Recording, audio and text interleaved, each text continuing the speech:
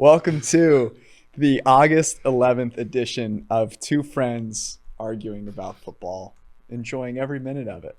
Loving it. This is the PFF forecast, and it is a great day to be great, as our friend Ian Hartitz likes to say. We have a great show prepared for you. We're going to talk a little bit about the Saints situation. There's kind of been some NFL news. You know, there's been like the Rashad Bateman injury. There's been a few things that have sort of impacted some betting stances, but we were looking at how preseason week one's about to start. We really want to bet on things. And so we're going to talk about some bets on real games that you can actually place, as opposed to trying to bet on a preseason game. So that's our show. We've, of course, got recommendations. Let's rock.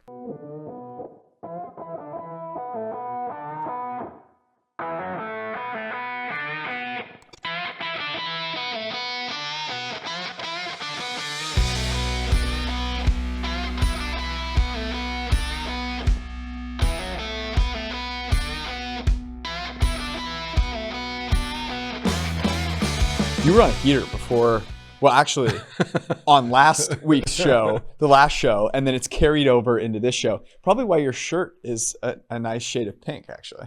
My wife made salmon last night, salmon-colored shirt. I feel like I'm just like in salmon from the Ohio? I'm vibing. I'm vibing right now. Is that what they call it? The kids call it vibing? I don't know. I'm not young enough to. Yeah, me either. But I will pretend that's the case. The one that I like to use is riding a wave. Oh, maybe like your salmon did on into the yeah. I had a lot of grouper when I went to Florida. Okay, it was okay. Not great. It's okay. Grouper. I did have Kobe beef, which I would have never known was great unless I went out with you that one time in Vegas. I was going to say the first time our big meal in Vegas, a bizarre meal. Walking around Vegas, a little drunk, carrying the I ate Kobe beef like flyer thing that you can I tell a quick story about this Vegas trip for anyone that's new to this podcast? I'm sure we told this story at one point. I'll make this really brief, but it's a funny story, and I'll tell the highlights here. You and I went to sign up for the Super Contest. This must have been 3 years ago. It was our first summer here in Cincinnati, and we didn't have a lot of time, so we took a flight in the evening on Friday. After work, obviously the time change got us there in time. We had just made a sale. Remember that? We had just made we had a big presentation in the morning. And it went well. Shockingly. And we kept it rolling right into Vegas. We got some cheap room with no intention of ever using it. And our agreement was that I would buy the flights and you would buy the meal. And you were not prepared for Bizarre Meat by Jose Andres. My only data point prior to that was coming here with you before we were both full time, you being a little bit picky on not wanting to go to Ruby Tuesday. So I'm like, but that seems reasonable. That seems like a reasonable thing. Place is trash. I think what it was that I was very disdainful of Panera Bread, which is also unequivocally garbage. But when we gave the talk at SportCon in Minnesota in the January of 2018, that's right. We did have a very expensive meal, but we had it collectively. And I must have overlooked it. And it was great. It was a good place. But I didn't have a lot of data. So we go to this place, and there's A4 Wagyu, whatever, Kobe beef, and they sell it by the ounce, and it's $65 an ounce, and they come out and they grill it on a stone slab. Yeah. And you definitely paid more for the meal than I paid for the flights. The best part about that though is you're walking around, and this is my favorite part of the story. You brought only your tiny little backpack. I did. And you're a tall guy, 6'5", 225. So the backpack looks even smaller on you, but that's nice. All you brought. You didn't even bring a change of clothes. This motherfucking savage. We get to the hotel rooms before dinner, and I'm like, I'm going to shower, real quick. Do you need showers? No, I'm good. I'm ready to go. You went 48 hours because then our flight, remember, the next day was delayed the whole day. In the same pair of clothes, went and got on a heater in the casino, signed up for the Super Contest. That's our slept in that hotel. You slept. And we also had to sleep in the airport because our flight was delayed 8 hours. Let me just make it clear. You slept. True. You're right. I stayed up and had to get some work done. That's the type of guy I am. Okay, let's start with the Saints. Michael Thomas, that whole saga, which, to recap, and you can go read about this on pff.com, our news team has done a great job chronicling this. there is a lot of evidence that, okay, so he hurt it week 1. They didn't want him to get surgery, wanted him to kind of play through it, try and make a playoff push with Drew Brees. He didn't take that super kindly and then decided, you know what, I'm going to take my sweet time getting surgery here. Obviously, all he has is Jameis and Taysom Hill to look forward to. So, maybe he's not super motivated to make that happen. And so now the idea is that he could be on the trade block. The Saints have a win total of 9. Mm-hmm. How does this make you feel about their win total? I mean, I've liked under. Okay, so are you setting me up for this? Because I'm not setting you up for anything. They are a good fade, right? Mm-hmm. The interesting thing, they're favored in like half their games this year. Like their schedule is not terribly hard. Mm-hmm. I think the betting market likes them relative to, our opinion. And I guess like the Sean Payton. Doesn't this feel like a New England from last year? Oh, that's interesting. Like 9 win total makes no sense because you're trying to break in. You lose. So last year, New England lost like 8 players to break to COVID or whatever, opt-outs. This year, Lattimore's possibly suspended, I think, right? Mm-hmm. And then they just lost Patrick Robinson to retirement. Obviously, Hendrickson left. Janoris Jenkins left as well. And then on offense, it's like, I mean, who's worse, last year's Patriots receivers or this year's New Orleans receivers without Michael Thomas?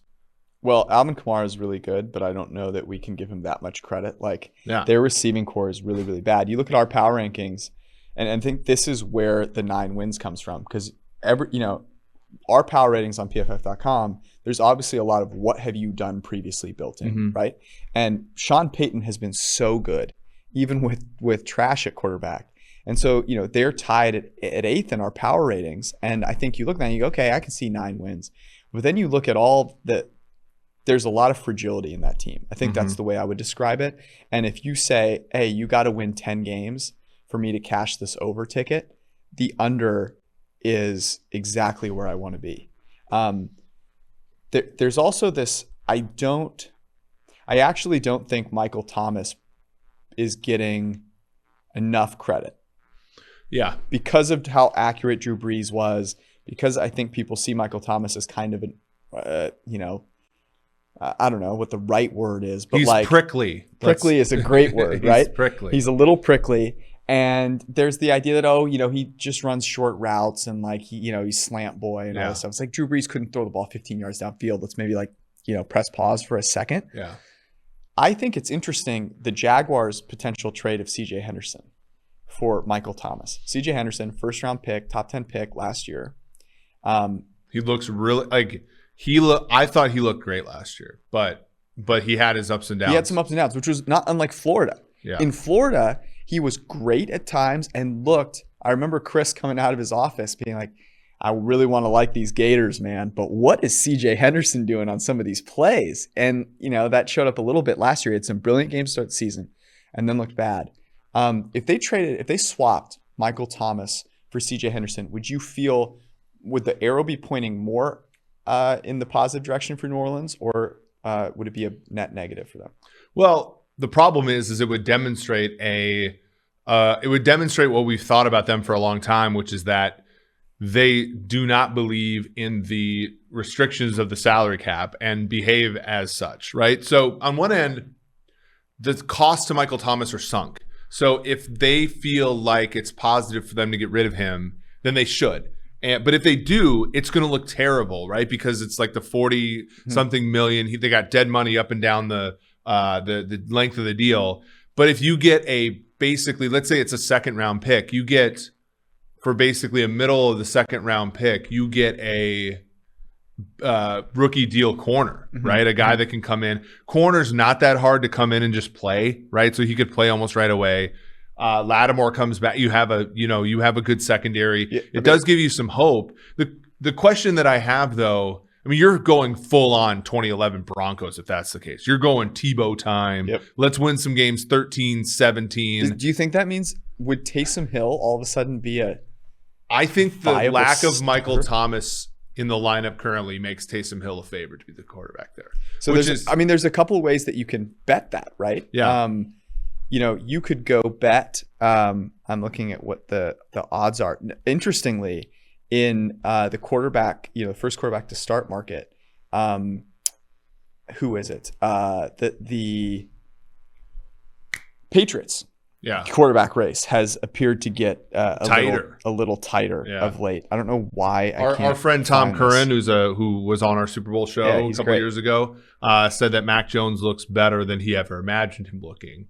I think you and I were both of at 15. That's a great draft pick. I think a team like Minnesota right now is kicking themselves for not taking him. Well, actually, we got to talk about this. The Broncos GM. Former Vikings GM. George Payton. Sort of makes sense. I actually, I have to be totally honest. I don't know if there's context that needs to be said around this, but I'm not sure what context could make up for saying that it's harder to find a franchise cornerback than quarterback. Well, because one doesn't exist. There's so many problems with the statement, right? If that's the rationale for not taking Justin Fields, man,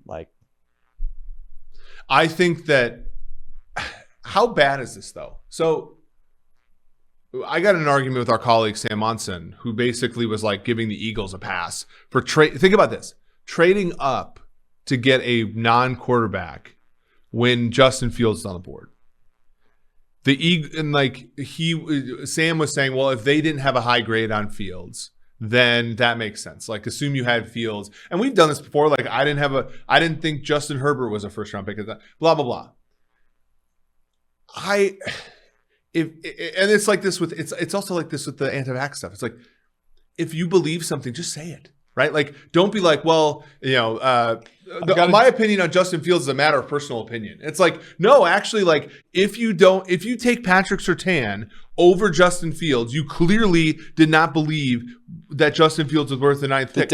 Say it. The Denver Broncos are still learning more about Justin Fields. Yeah, exactly. They're doing their own research. Exactly. And it's the Denver Broncos are watching Facebook diagnoses of Justin Fields play at Ohio State. And it's if that's what you believe, just say it, because it's right out there in front of us. I don't even know why this person's asking this question, obviously. Maybe to get that answer? To get that dumbass answer, though? That's not a good answer. I mean, I was stunned to hear that. Kyle Fuller literally was available for the Broncos to pick up for almost nothing, and you're saying it's hard to find cornerback play in the NFL? One of the things relative to quarterback play. The Broncos we've talked about them a lot on here, but what I find really just fascinating is every time there's an update on their quarterback competition, it's looking for one guy to separate, looking for one of these guys to step up and play. And it's but they're both backup caliber quarterbacks. What are you hoping for? Yeah. what are you expecting, buddy? It's By the way, you can see who's going to start for them coming a mile away, right? This is the classic Bears last year, where you have a young quarterback who's mostly sucked and a backup who's limited as hell. You're going to start the guy who mostly sucks. No. You think they're going to go Teddy. But here's the difference. Matt Nagy's an offensive coach. Vic Fangio's a defensive coach. Okay. So Vic, Zimmer loved Teddy. It's kind of like that. Get me on the green quarterback, I guess. The thing that Fangio, I think, is tired of is losing because of the quarterback. Yeah. He views Teddy Bridgewater as a put the team on our defense's back kind of guy. That's why I think we've talked about this. I would start Drew Lock the entirety of the season. Because I want the 5th pick in the draft. I either want a high pick or I want him to turn into Patrick Mahomes. Which the problem is that you're on year 3 of Fangio, so you have to have assurances that you're going to have the job. If you're Fangio, though, wouldn't you feel like you have a pass if you play Drew Lock and he sucks? No, because Drew Lock has been a quarterback for the entirety of your. It wasn't like you inherited him Yeah, but Nagy inherited Trubisky. Pick him. I think one of the interesting things for Fangio is that if he plays Drew Lock and they suck because of Drew Lock, you can their defense could still be really good. Yeah. And you can say, look, this guy's good. We tried to find out more about Drew Lock. It didn't work. It's also why if I were let's say you owned a team and you wanted to give out reassurances for people, it's not the Colts right now gave their head coach and GM, until 2026. I would more frame it as like, look, you have 2 rookie quarterbacks. Yeah. Like I would say, look, you have, because if you don't say that, you get Jared Goff, Detroit Lions behavior. You get Kirk Cousins, Minnesota behavior. You get a suboptimal approach to the position because your incentive structure is wrong, right? Like, because if you tell somebody, look, you get 2 rookie, meaning, right, that first one you could take swings, and if he sucks, you get another one, and it's like, and like 1 out of 2 is a pretty like reasonable strike rate if you're not like saddling the quarterback with Sam Darnold like strictures when he's starting, right? So that's how I would form it, because the problem is like, let's say Drew Lock does suck this year. I mean, Fangio's not going to be pounding the table for a rookie quarterback, is he? Not that it should matter, but he's not going to be. Why not? Well, because year one, a rookie quarterback might not do great, and especially in that division. Do you think he doesn't get the full chance? That's what I'm saying. Like, I think, well, maybe he won't. Well, the Aaron Rodgers thing really is what will dictate that, in my opinion, right? That's what I think he's got to be hoping for. They don't win the Super Bowl. The Packers don't win the Super Bowl, and he gets a chance to bring Aaron Rodgers over. All right, let's. I was going to bring up the Ravens thing with with Bateman and the injury. All this is just another part of the journey for Sammy Watkins. Yeah, exactly. That's what I was kind of hoping for. But let's get to week 1 games. Sure. Because I think what we can attack this from is, okay, we know the preseason's about to happen. We know people are there was no preseason last year. People are edging to have takeaways from the preseason. I watched a whole segment on ESPN, I think it was on Get Up. It was like, what are your takeaways from the Hall of Fame game? And I was like, Actually, there was a real takeaway from that game. Oh. The Steelers gave the ball to Najee Harris way too fucking much. Yeah, okay. Like that one. He had 8 touches in a. That was the most foreseeable thing on planet Earth. I know, but come on. Like, if anybody thought to themselves, look, the Steelers are turning a new leaf. They're not going to be who thought twiddly dumb out there. Like, they were establishing the run. Within 5 minutes of the broadcast starting, the keys for the season for the Steelers were very well illuminated. They have also Troy Aikman, though, like literally went all David Chow on the arm of Dak Prescott, who's now practicing again. There was that. Yeah, he's throwing lightly. Okay, true. Same, by the way. I'm still a little nervous. Like that's the last thing you want, is like, because one of my takeaways from Hard Knocks, because I was curious in watching Hard Knocks what I would see from Dak, because we know the injury happened during it. He was so pissed to have that load management. I think nothing makes him more angry than people thinking he's potentially injury prone. The guy's so competitive. And I also noticed, and I thought this was interesting, his relationship with McCarthy. Did you pick up on that? I haven't watched. I'm going to watch it tonight. You need to watch it, because McCarthy ribs Prescott, and Prescott, like, his response was the response of like, I will cut you right here. I don't like you at all. I cannot stand you. Really? That was the vibe I got. Now, I'm a big vibe person, as we just talked about. Yeah. I stopped and I was like, oh, interesting. And so I don't know how to Washington over. I bet the Washington over. Actually, watching Dak in that first episode of Hard Knocks makes me want to bet Dallas to win the division, despite all of the other things, including Micah Parsons, who is easily one of the least likable characters that Hard Knocks has seen. So is he like? I don't know. And I hope Micah Parsons has a good career or whatever, but like, he strikes me as sort of like a pro wrestler type out there.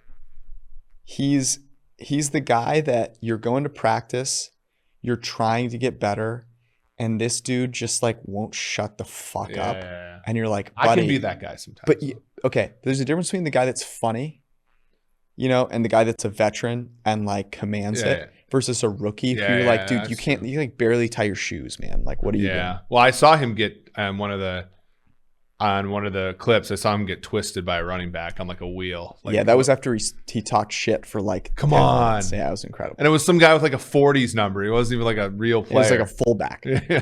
Okay, we're going to look at week 1 games. Before we do, a couple of things got to let you know about.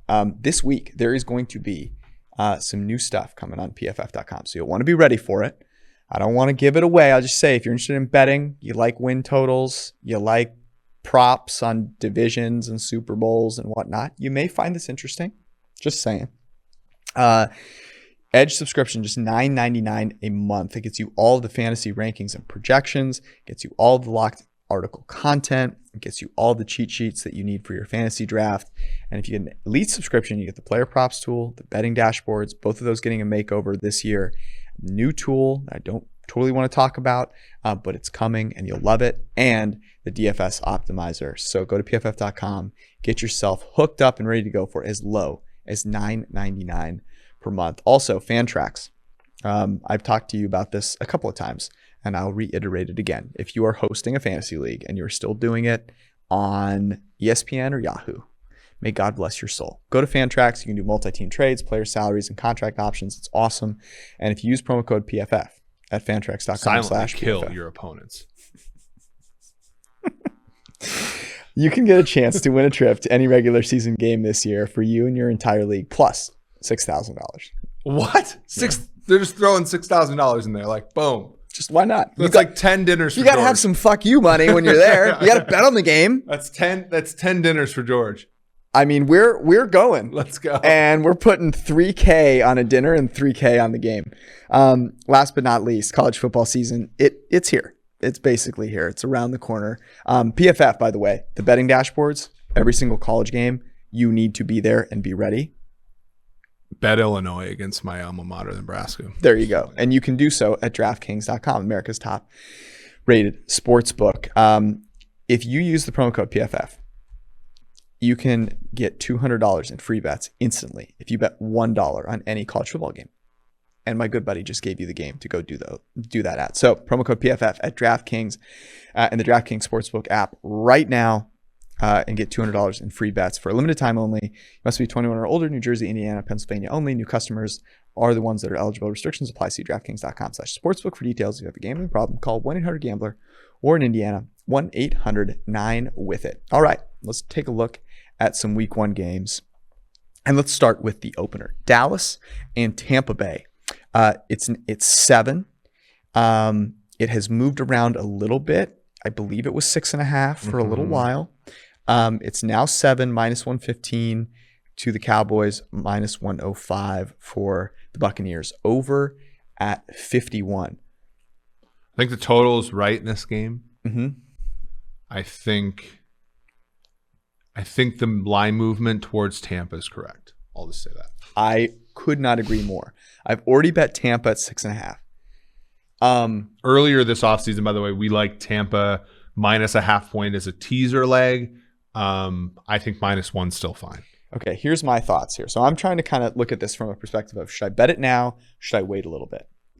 The Dallas Cowboys are on Hard Knocks. I like where you're going. Everyone is going to want. I'm telling you this, like, I even really enjoyed watching Zeke on Hard Knocks. He was funny. He was personable. Like, it was great. Dak is better than you could have possibly imagined. Jerry Jones is putting salt on a McGriddle. He's worth $8.9 billion, right? We've got Austin Powers is making an appearance with Mojo Moment and Mike McCarthy, okay? This is going to get back down to 6.5, and you should swoop on the Tampa Bay Buccaneers. Historically, the team that comes off the Super Bowl gets a boost at the first game. So those are the two competing factors. They're going to have fans for the first freaking time. I mean, you should bet Tampa, but if you believe George, which he has a valid reason here, wait, I guess. Yeah. Yes. I would have no problem teasing them now. I'd probably bet them now if I didn't think I'd be able to grab them again, but I would also expect it to get back down to 6.5. Here's what I'm looking forward to. Tom Brady identifying Micah Parsons on every fucking play, and Giovanni Bernard just going ham on Micah Parsons on wheel routes. Giovanni Bernard. All right, we move into the next. This game is fantastic. The Seattle Seahawks are now a favorite in Indianapolis, but there's positive news coming out of Indy, which is both Carson Wentz and Quentin Nelson have magically found their way back, into the position where they're going to play week 1. Yeah. Total of 49. I actually think that -1, it did get to -2.5 Seahawks. I think -1 is actually the right number for this game. So 49 is maybe a bit low indoors early in the season. If Wentz plays, if Wentz doesn't play, obviously that's an issue. But this is one where hopefully you grabbed Seahawks. We in our early article had them teased up to 8.5 from 2.5. I think you could have gotten a 3 even the day that he broke his foot. If you don't have that, I'd lay off this game. Really? Because you have the West Coast to East Coast playing at 1. Mm-hmm. You have Seattle, which is a notoriously slow starter. Yeah. And you have Dwayne Frank Brown Reich. Frank Reich is a better coach than Pete Carroll, in my opinion. So you have a lot. I like I said, I have Seattle +3. I think that's a great bet. I think this game's I'm not betting close. Seattle -1 because I have Seattle +3. But if you do not, so Carson Wentz, the earliest they thought he'd be back was 5 weeks. How many reps does that mean he's getting? Yeah, I would never bet the Colts in this game. That's all I'm saying. Okay. I would still take the Seahawks if I haven't bet this game already. For that reason. Like, if Carson Wentz shows up and plays in that game, just go watch Carson Wentz from last year. Pittsburgh, Buffalo. Buffalo at home, 7-point favorite, total of 50. This was 6.5, yeah? I think it was even 6 at one point when we wrote it up. Yeah. I have a fair amount on Buffalo. I think at 7 though, like, it's tough because the total here is 50, which I think is on the nuts, but I think a lot of people are going to think that's high. Agree. So like if you're thinking about, Pittsburgh keeps games close, they got a great defense. I mean, now that these totals are all near 50, a lot of them are near 50, you have to think twice, I think, about these games because +7, like we're going to be talking about this a lot on the show. I think trade points for variance. Like if you like Pittsburgh, like the +7 without the +7.5 is not. Just bet the over. You could bet the over, but also just like, I mean, +280, or like, I don't know. To me, that's not bad. To me, I just think like, when you think about handicapping these games, the total and the spread are correlated with each other. So you just have to be careful. Yeah, this is a stay away for me right now. At 7, it's just crossing a key. I'm just going to say this. Slim Ben is going to come out and try and prove a point. You know this. You know this, man. You know this to be the case. The 49ers and the Lions. This is 7.5. 49ers on the road, favored. Total of 46. I think we originally liked Detroit here. Yeah. I mean, we did see this Niners come out really freaking flat last year in week 1. Here's the thing. If I'm betting this game, I like the over now more than I like anything because it could be a game. Remember that game we had the over? We had a couple Niners overs in 19. The one that I really liked was the one where they were facing Carolina. And Carolina wanted to ground and pound. They wanted to slow the game down. And the Niners were like, we're just way faster than you. And we're going to score all these points. And I think that there's a fast track indoors, a defense in Detroit that still sucks. Mm-hmm. I think that could be a possibility there. Over 46. I love the over. Low total for this week 1. Love it. I absolutely love it.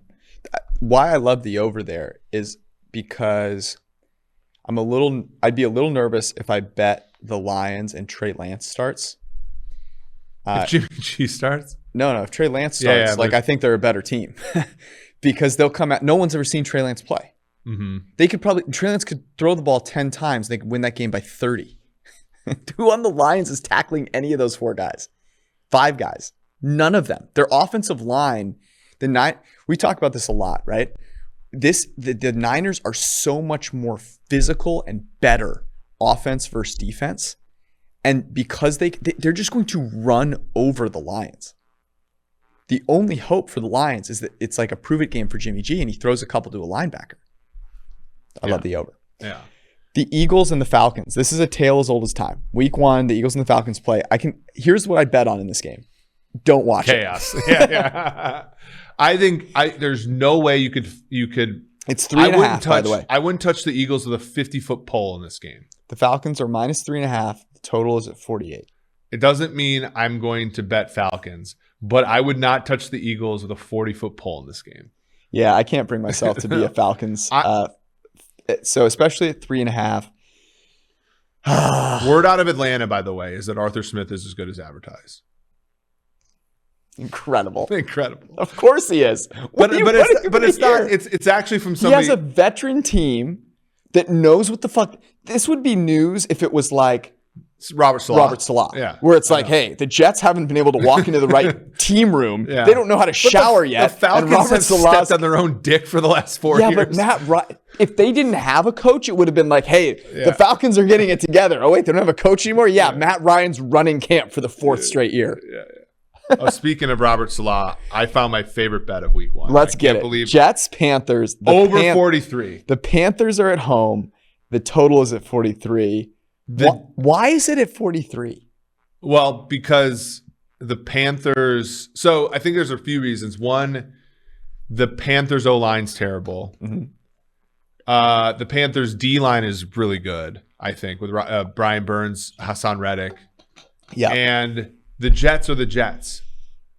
Well, that is true. That's a really good point. And there's 2 rookie. Where'd you read that? There's a rookie quarterback and a quarterback who's mostly sucked in his career.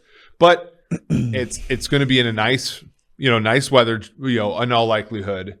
43 is an egregiously low total. You're probably going to get 21 over first half. That's also a smash, in my opinion. And I also Joe Brady. I also think the spread is too narrow. I took Jets +4. I would bet the Jets +4. You look at our power ratings. Carolina's 25th. The Jets are 28th. Difference between them is about a point. The Jets over six wins right now is plus money on places like Pinnacle. Let me tell you, who are 2 of the favorites for most interceptions thrown this year? The 2 quarterbacks in this game. That to me is, it's just going to be, a great game to watch. It's going to be, shit show kind of all over the place. And I think with 2 offensive coordinators who are going to put enough pieces together where there's going to be some scoring too. I'm on board. I'm a huge fan. Hat tip to I think I might have thought about this game because of, I think it was our friends of the Deep Dive, where I was listening to one of their shows and they were previewing the AFC East or the NFC South or something. And they're like, look at the week 1 total. And I'm looking at them like, I ran our model. I'm like, holy shit. Yeah, that's one that I think makes sense. Vikings Bengals here in Cincinnati. Bengals +3.5, total 48. I already have some Vikings like minus 150, by the way. And it's like, I feel like. How do you feel?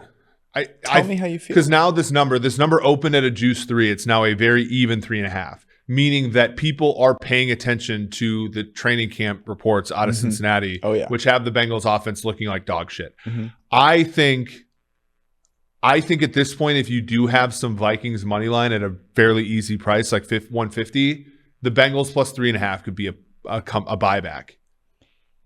I think so. 3.5 is tasty to me.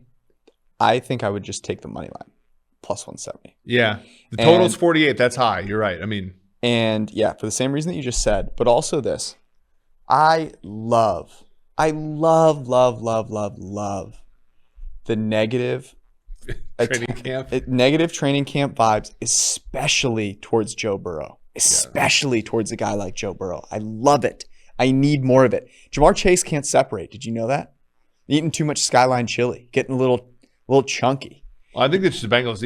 So remember that one of the first years we worked together, the Jacksonville Jaguars were so distraught with Blake Bortles that they started Chad Henne in week 3 of the preseason. And then Bortles ended up being good enough to take them to the AFC title game. These reports in training camp are unless they're injury related, which Burrows is kind of injury related, but mostly not. If a whole team isn't practicing for the month of August, then okay, that's a big deal. But if it's just they look bad, it's well, some of these things are rigged for the offense to look like shit, or some of them are rigged for the defense to look like shit. I don't know. I also just could not give less of a shit about what some sideline reporter thinks the offense looks like on a field underneath a freeway in Cincinnati. I'm sorry. I can't. That's a brilliant field, though, I think. Here's the other thing. The Vikings, people are worried about the Bengals' offensive line. As we talked about with the Vikings, it's Danielle Hunter and a pile of just garbage. So you look at the Bengals and you go, hey, they have 3 really good receivers. I mean, fuck. Okay, Jamar Chase can't separate. Okay, great. I've heard this before about receivers and it has worked out. So I like that one. Tennessee and the Julio Jones experience are at home and they're playing Cliff Kingsbury and the Arizona Cardinals. The spread is 3, juiced a little bit towards the Titans. Total of 51.5. Yeah. I don't know that I have a particularly strong lean here. I will just say this. I want to fade both these teams. I want to fade the Titans more. Yeah, I think that the Titans look really good in a lot of efficiency metrics. So there might be a lot of people that are like, look, they're short home favorites. Lay it with them. They're also without their offensive coordinator. They also have Ty Sambrailo starting at right tackle currently for them. I think this is going to be interesting. The Cardinals Cardinals in their secondary have 2 very good zone players in Malcolm Butler and Byron Murphy. Mm-hmm. Friend of the show, Vance Joseph. Yep. Wants to run man. And I just don't know, man. I think both of these teams are going to be teams that could go either way. I could see the Cardinals competing for the NFC West like they did last year for some of the season, but I could also see Cliff just like continuing to get in his own way. The Titans, again, if it wasn't for the awfulness of the AFC South, the Titans would be a big fade this year. It's just that the South, I mean, the second best team in that division might be the Jaguars.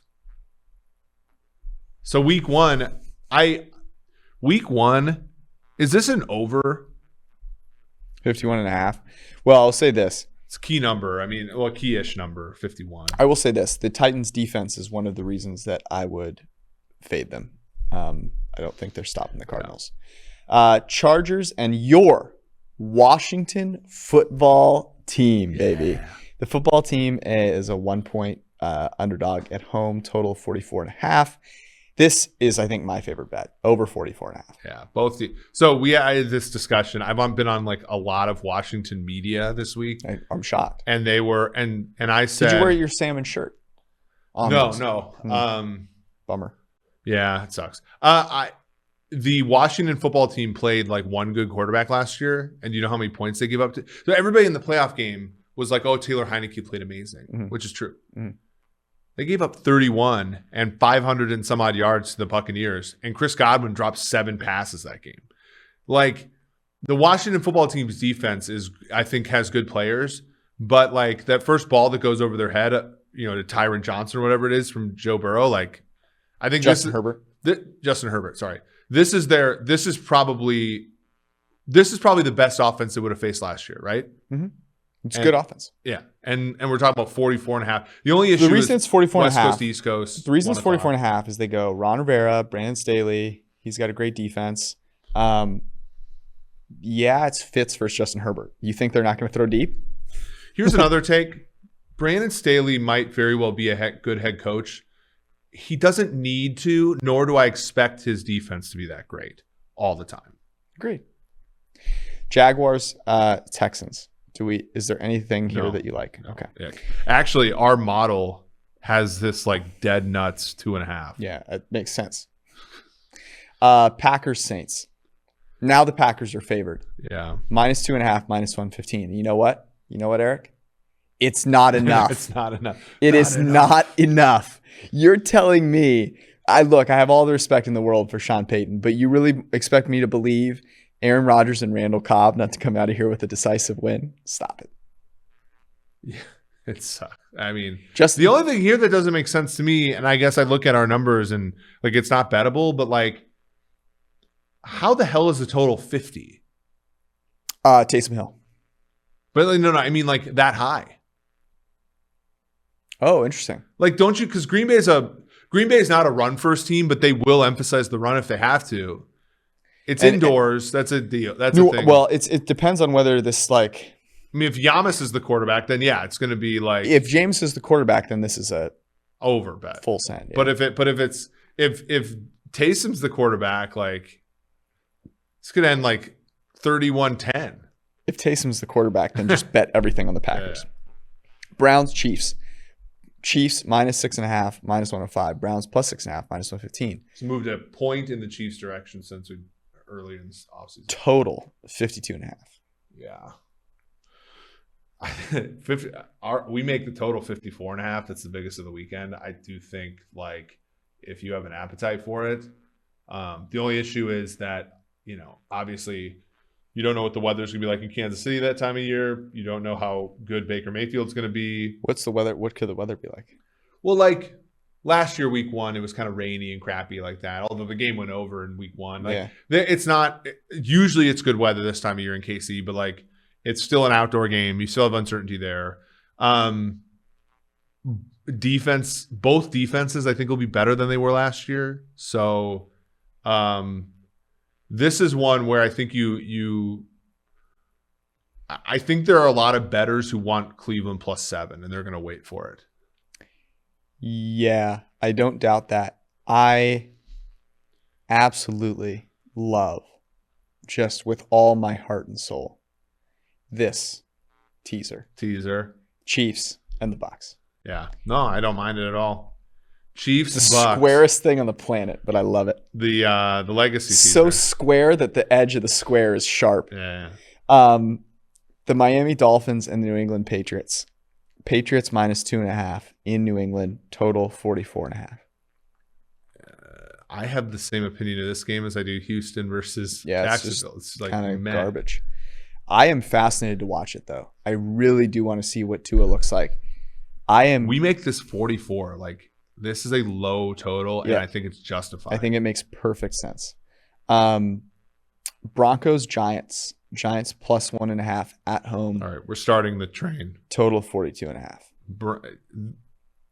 Take the Giants. Put the Giants in a teaser. Put the Giants in. I love the teaser. Put the Giants in a teaser at total. I might like that teaser more. Yeah, I might like the Giants teaser leg more than both of those ones I just mentioned. Explain to me how Denver going on the road week 1 with Drew Lock at quarterback should be favored. Teddy Lockwater. But then Teddy does do a good job against the spread. Even last year when they went 5-11 to Carolina, he covered a lot of games. But Teddy covers. But explain to me how Denver's favored here. Their coach isn't better. Like Fangio's not as good as Patrick Graham. They're about the same. So you made a really good point the other day, which was if Daniel Jones can stay on his feet and the Giants, somehow luck into that division, what's the perspective on the Giants this year? And the Giants are favored in this game by like 2.5, 3 points if they win the division. I know. You're dead right there. And they've done some really nice things. Daniel Jones might have the biggest disparity in terms of what his stat line looked like versus his PFF grade. He was middle of the pack PFF grade. His stat line looked like it was from Drew Lock's. Yeah. PFR. He averaged the same number of yards per pass in his rookie year and his sophomore year, hit twice as many touchdowns as a rookie. Like we gravitate.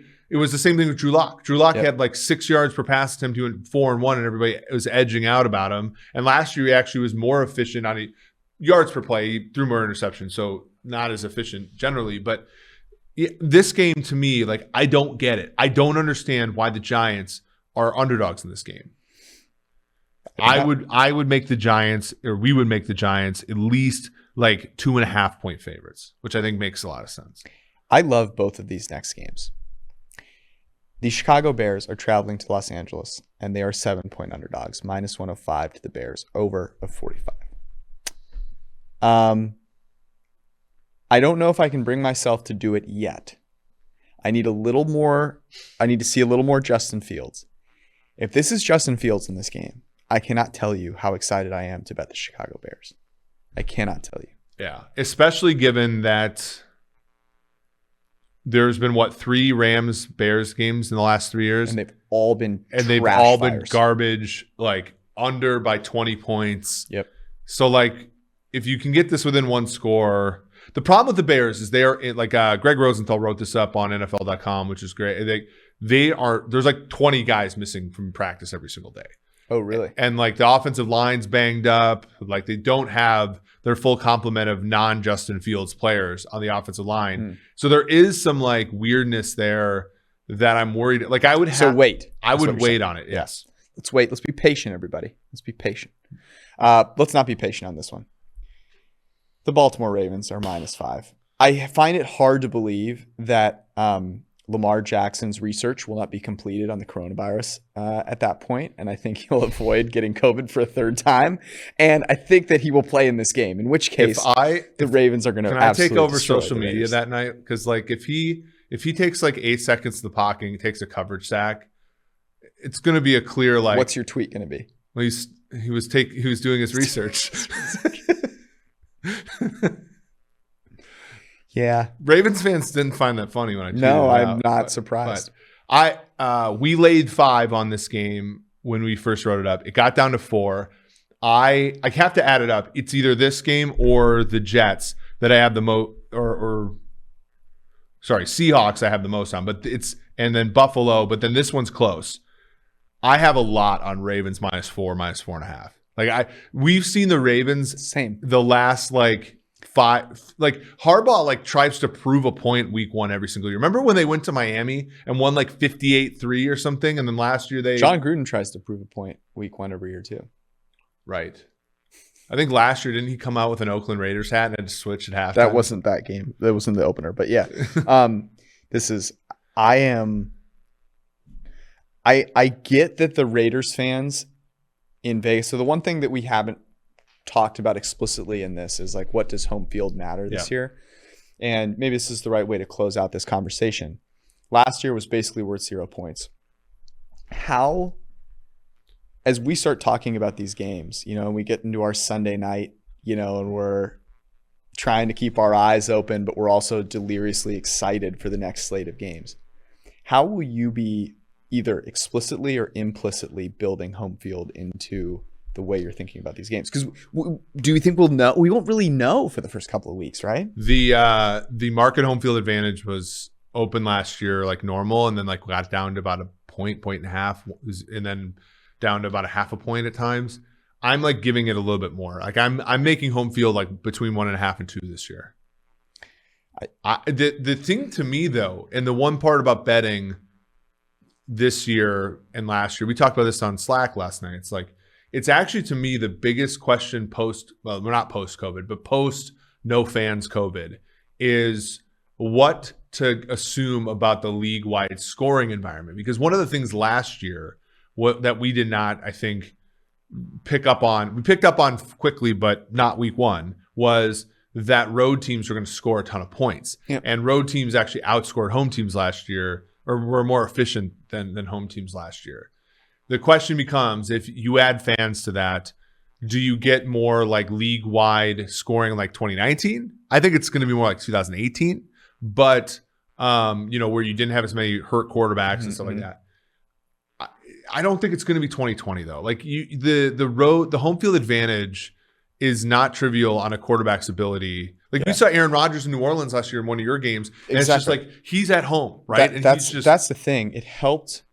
It obviously helped bad teams, but I don't think we realized how much it would help good teams, where we just assumed good teams are good everywhere. It's like, actually, and you give them a perfect environment on the road, like Kansas City didn't lose a road game last year until the Super Bowl, which the Bucs had fans at. Yeah, exactly. So I tend to agree with you. I think the place though, so with respect to the total, I think it's fair to think about maybe with respect to the spread though, like, I'm not sure that I want to weigh it as much for the good teams, with solid offensive lines, with solid quarterbacks. When a bad team is on the road, to me, when it's like, hey, I'm the Denver Broncos on the road, okay? Now, their offensive line is solid, but like quarterback who doesn't totally know what's going on, that to me is one of those situations where you go, okay, I need to start really thinking about home field advantage a little bit more. I don't think it's going to be particularly symmetric, like across the games, right? If that makes sense. Yeah, this is weird though, right? Because home field advantage has mostly been null and void the last few years, 2 years. Right. And I think that the losses are almost entirely in the travel related things that make it heterogeneous. The fan related things that make it heterogeneous, I think, are more amorphous. Like, we don't know those things as much, and we don't know how they'll respond. Like, think about this. So Seattle is historically one of the better home field advantages in football. Seattle is also one of the more progressive cities in the country, and probably will have stricter COVID restrictions and, you know, maybe just fewer fans in the stands. Maybe there are fewer Seattle residents that'll come to the game. So, like, our historical assumption about Seattle's home field might not be, you know, as meaningful. Whereas, and I'm not trying to generalize here, but like maybe a place like Green Bay might be less so, right? Or more so. We don't know. Like, that's what makes it like the adjustments mid-season, I think, a big deal this year. Yeah. You know. No, I think it's a really good point. It'd be fun to watch. Let's close this up with some recommendations. I told you I'd have a couple for today that I was testing out. I think the one that I want to give is this one. I've been really trying to cook more things and mix it up a little bit. Trying to get like more vegetable dishes into my repertoire. This is not a vegetable dish. Oh, man. I have been craving a good burger. And you know, I'm from California. I love the In-N-Out burger. The thing about the In-N-Out burger is the patties are super thin.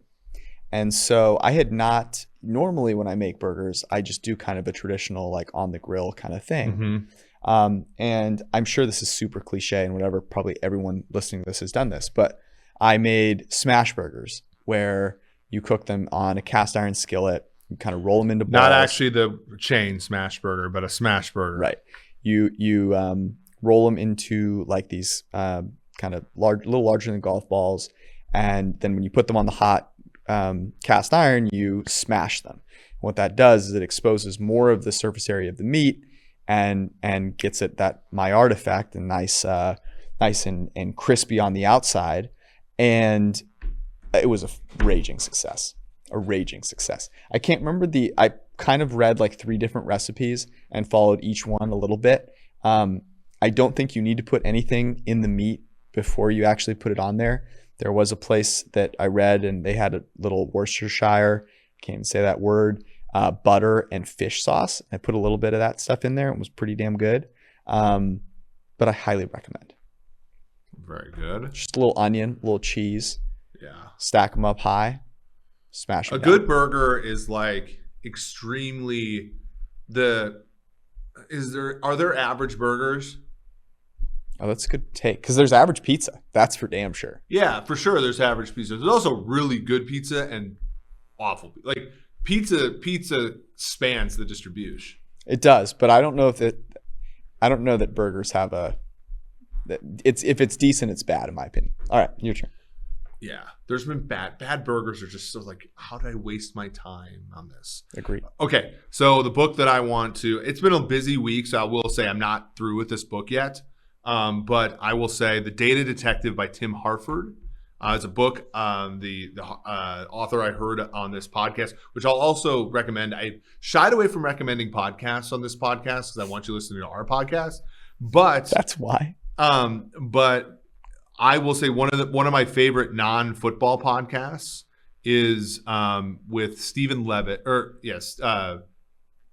Stephen Levitt, who was one of the co-authors of Freakonomics. Is called a podcast called People I Mostly Admire. Comes out every Saturday morning, so it's like a perfect, like, you know, Saturday morning bike ride listen type thing. Yeah. And they interview like Angela Duckworth. They interviewed this author here who wrote this book.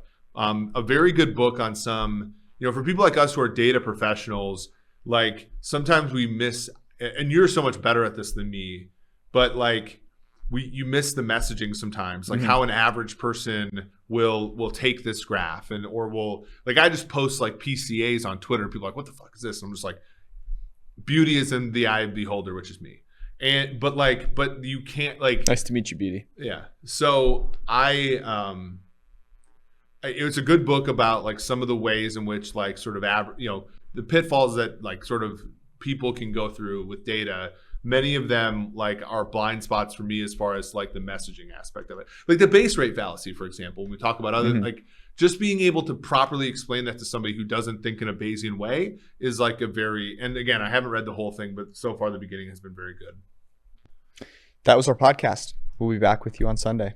We love you all. Peace out.